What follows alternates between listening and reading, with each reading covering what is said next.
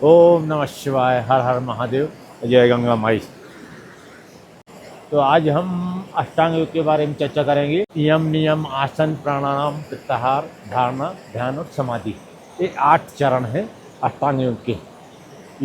ईश्वर में आदमी विलीन हो जाए, मन की शांति इसकी तरफ चलने से। तो यम हमने भाग 1 में बता दिया है। आज हम नियम के बारे में चर्चा करेंगे। नियम भी 5 ही होते हैं। तो नियम में है शौच, संतोष, तप, स्वाध्याय और ईश्वर प्रणिधान। ये 5 नियम कहलाते हैं। यदि विधिवत इनका पालन किया जाए तो हम आगे की सीढ़ी पर जा सकते हैं। आसन का विधिवत अगर हम अभ्यास करते हैं तो प्राणायाम का विधिवत अभ्यास करते तो प्रत्याहार, और प्रत्याहार का विधिवत हम अगर अभ्यास करते हैं तो धारणा पर ध्यान और समाधि।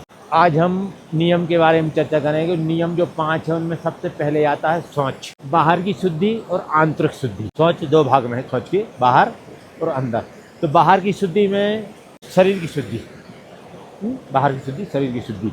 सुबह ब्रह्म मुहूर्त में स्नान करना, धुले हुए वस्त्र पहनना, तो ये बाहर की शुद्धि में आता है। कुल मिला के हमारा जो बाहर का व्यवहार है पूरी तरह शुद्ध होना चाहिए। ऐसा नहीं हम नहा धो तो रहे लेकिन गंदे कपड़े में सो रहे हैं, मांस मदिरा खा रहे हैं, दारू पी रहे हैं। ना, सात्विक भोजन भी चाहिए, सात्विक रहन सहन चाहिए।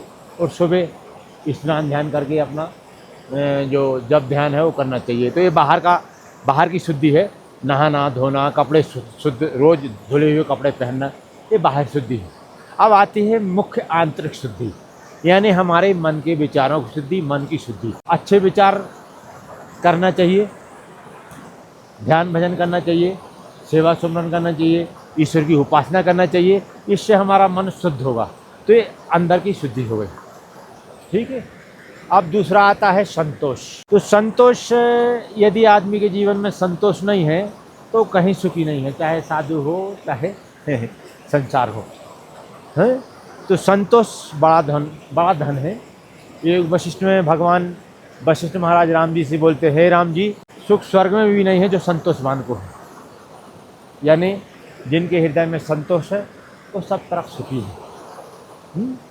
तो गोधन, गजधन, बाजधन और रतन धन खान, जब आवे संतोष धन, सब धन धूल समान।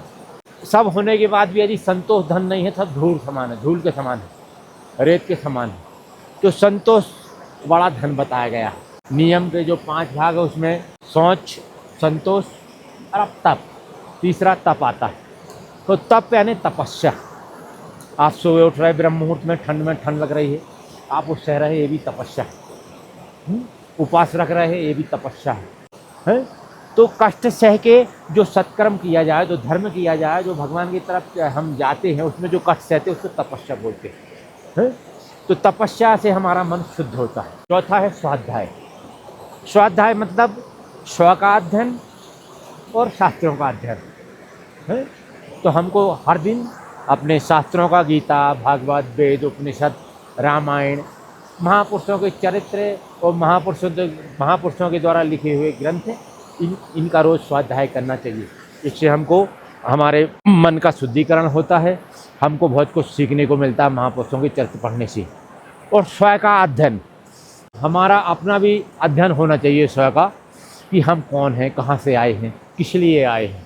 तो हमारा स्वयं का अध्ययन भी करना चाहिए। तो ये चौथा हो गया स्वाध्याय। और आखिरी जो 5वां है ईश्वर प्रणिधान, मतलब ईश्वर के समर्पण। तो हम जो विराट व्यापक ईश्वर है, जो सब तरफ व्यापा हुआ है, जो कण कण में बसा हुआ है, उस ईश्वर की शरण, साकार भी निराकार भी, उनकी शरण जाके आगे हमारी यात्रा होती है। अगर हम जो भी सत्कर्म कर रहे हैं, जब तब सब भगवान के चरणों में अर्पण करना चाहिए। अपना अहंकार सहित भगवान को अर्पण कर देना चाहिए। इसको ईश्वर प्रणिधान बोलते हैं, मतलब ईश्वर के आश्रित रहना। ठीक है। तो ये नियम हो गया अष्टांग योग में। आज दूसरा भाग नियम। ओम नमः शिवाय, हर हर महादेव।